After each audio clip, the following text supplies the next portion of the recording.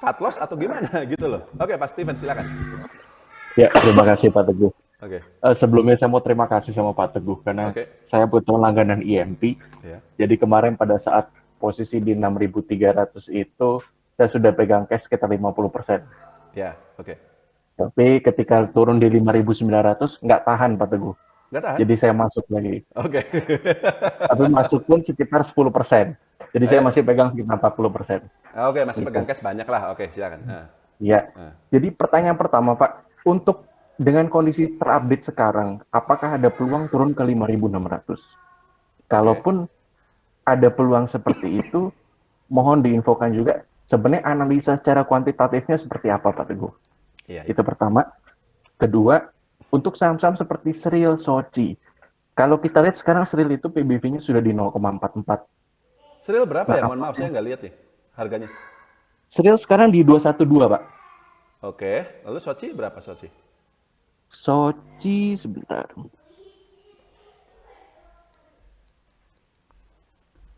Soci sekarang di 178. 178. Oke, iya. Iya. Mungkin itu pertanyaan saya, Pak Teguh. Terima kasih, Pak. Oke, iya. Ya memang kebetulan kalau Sril sama Soci sih sudah jadi watch list saya ya. Saya liatin terus itu dua ini karena memang murah sekali. Cuman ya dua itu punya problemnya masing-masing. Tapi sekarang kita ke IHSG dulu. Apakah IHSG berpeluang ke 5.600? Kabar buruk saudara-saudara bagi yang masih pegang saham. Berpeluang saya jawab. Cuman Cuman kan begini, namanya berpeluang itu ya bukan berarti dia pasti akan ke situ. Kan pertanyaannya berpeluang tidak. Ya kalau ditanya berpeluang ya berpeluang jelas. Bahkan lebih dari 5.600 pun bisa saja. Ya, siapa yang bisa nebak sih? Kan gitu. Cuman begini, intinya gini Bapak Ibu sekalian. Samalah kalau misalnya ketika kita pengen jualan itu kita selalu berusaha nebak IHSG ini naiknya sampai berapa sih? Itu kita nggak bisa nebak. Pak Steven jualan di IHSG 6.300, tapi setelah itu masih naik lagi kan ketika itu sampai 6.400 gitu kan. Kalau kita bisa nebak, ya ngapain di 6.300? Jualannya nanti dong pas di 6.400 gitu, baru kita jualan. Ya gimana kita bisa nebak hal itu? Nggak bisa. Nah ketika turun juga sama. Tapi intinya gini, kata kuncinya sama sih tetap. Coba liatin lagi saham-saham yang memang masuk watchlist kita itu. Apakah sudah banyak yang under value, yang sudah masuk range, rentang buy-nya atau belum? Dan jawabannya, beberapa sudah masuk rentang buy, tapi beberapa lagi belum Pak. Masih terlalu sedikit yang masuk rentang buy-nya itu. Dan memang ketika saya banyak diskusi dengan teman-teman ya, ini saya juga ada sedikit pakai teknikal juga sih, meskipun hanya sebagai alat bantu. Jadi alat utamanya tetap fundamental. Jadi, tapi sekali lagi saya tidak nanya teknikal ke grup atau ke Google. Saya nanyanya ke teman saya yang memang sudah sangat pengalaman. Yang memang istilahnya ngerti gitu loh, nggak asal-asalan seperti itu.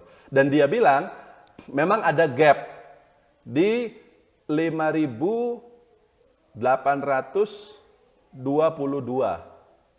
Dan kemarin hari Jumat itu sudah tertutup. Jadi secara intraday sempat ke situ lalu naik lagi seperti itu gitu ya.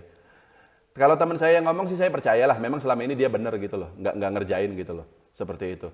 Nah, tapi itu penurunan minimal, artinya ketika kemarin dari IHSG dari 6.400 mulai turun-turun, memang target terdekatnya di situ. Kalau belum nyampe situ kita nggak akan belanja dulu. Ada target minimal, ada juga target maksimal, kan gitu. Nah maksimalnya bisa sampai berapa? Yang saya perhatikan adalah meskipun IHSG sekarang udah turun, tapi kok nggak ada sentimen negatif ya? Nggak ada yang ngomong Indonesia resesi gitu ya? Si CNBC tuh belum nulis gitu. Waduh, Indonesia resesi gitu seperti itu gitu. Belum ada berita yang menakut-nakuti pasar. Dan saya kemarin posting di Instagram, komentarnya masih pada ketawa-ketawa semua. Wah, berarti belum ini saya bilang gitu loh. Pasar itu belum akan naik sebelum jatuh korban. Sayangnya saya harus mengatakan seperti itu. Jadi harus ada yang marah-marah dulu gitu loh. Bullshit lah ini. Saham apaan yuk nabung saham, jadinya rugi gitu seperti itu gitu. Kalau udah ada yang seperti itu dan banyak baru IHSG sudah bottom, sudah panik. Tapi belum Pak, saya lihat belum terjadi.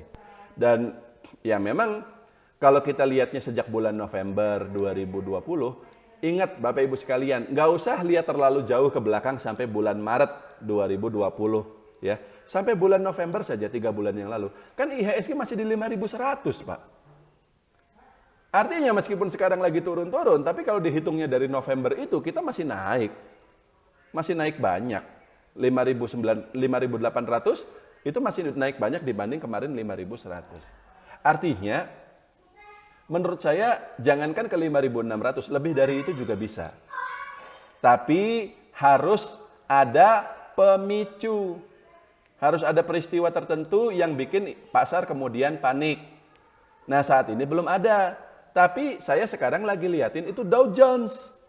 Semalam itu baru saja dia turun dan sudah di bawah 30.000. Sudah 29.000 sekian gitu ya. Kalau besok-besok Dow Jones lanjut turun, pasti ceritanya mulai menyebar kemana-mana. Dan ketika itu mungkin IHSG akan turun lebih dalam lagi seperti itu. Jadi, tapi gini, karena sekali lagi kita tidak bisa menebak ya, IHSG turunnya sampai berapa, maka satu, yang penting kan gap secara teknikal itu sudah tertutup dulu. Maka kalau sekarang Anda sudah mulai belanja itu boleh, tapi jangan langsung habiskan seluruh cash. Kemudian kalau kita bicara secara teknikal juga, memang katanya ya, saya juga nggak ngerti teknikal sebenarnya. Katanya support terkuatnya itu adalah di 5.600. Jadi kalau nanti dia turun lagi sampai situ, kita belanja lagi sekali lagi. Dan kalau misalnya setelah itu ada sentimen buruk, Dow Jones crash segala macam, orang panik, orang sudah pada kalap semuanya, dan IHSG turun sekali lagi sampai tembus 5.400 misalnya, that's it. Seluruh cash yang kita masih ada, belanjakan semuanya. Jadi kita belanjanya bertahap 3 kali, Pak. 58, 56, dan terakhir 54. Bagaimana kalau setelah itu IHSG masih lanjut turun? Enggak apa-apa. Biarin aja. Tapi Pak Teguh kan kita jadinya nyangkut, kita jadinya rugi. Iya, tapi kan IHSG-nya turun juga. Ingat, target investor itu bukan hanya profit atau apa, tapi beat the market. Kalau kita nyangkut IHSG-nya turun, wajar. Yang susah itu adalah kalau IHSG-nya baik-baik saja, tapi Anda beli saham gorengan di harga puncak, sekarang udah ruginya 30% lebih kan? Ketika IHSG sebenarnya baru turun sedikit. Nah itu yang bahaya. Kalau misalnya kita turun 5% porto kita, sedangkan IHSG turunnya 7%, itu masih normal. Karena nanti ketika IHSG gilirannya naik, ya kita akan profit lagi gitu. Dan IHSG nggak akan turun terus. Sedalam apapun penurunannya, ya sampai 5.400 pun bisa saja, tapi eventually dia akan naik lagi. Dan kalau selama kita pegang sahamnya yang benar, ketika IHSG naik, ya kita akan naik lagi gitu. Jadi harus selalu melihat agak jauh ke depan, jangan hanya melihat hari ini. Seperti itu Pak Steven ya. Kemudian soal Sril dan Soci, ya tentu saja. Sril, tunggu sampai harga 190 lah. Nanti masuk, catat semuanya.